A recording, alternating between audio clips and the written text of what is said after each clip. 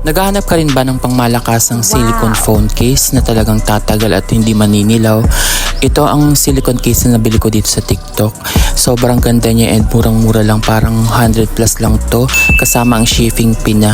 Tapos ang kinagandahan niyan, pwede yung partneran to ng lanyard phone case. Tapos sinamahan ko na rin pala to ng camera lens protector. Dito ko lang din binili, ilalagay ko dyan ang yellow basket nito. Talagang sobrang ganda nitong itim na to, talagang tatagal to sa inyo.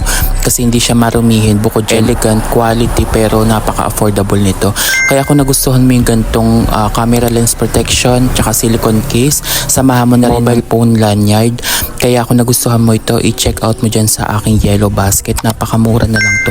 56 lang ata to, tapos may kasamang shipping fee. Basta mga 100 plus nyo is may sukli pa to.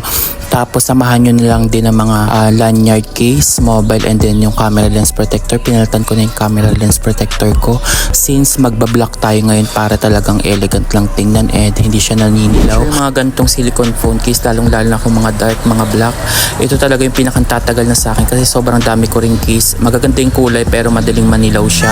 Ito kasi murang-mura lang, kung gusto nyo ng iba't ibang kulay din, pwede nyong bilhin kasi mura lang, parang wala pa tong 100 plus. Tapos ang kinagandahan, samahan yun ng phone lanyard case, murang-mura na lang din yan, 6 pesos lang para iwasan natin ma-snatch ang mga cellphone natin, lalo na kung mga iPhone kayo.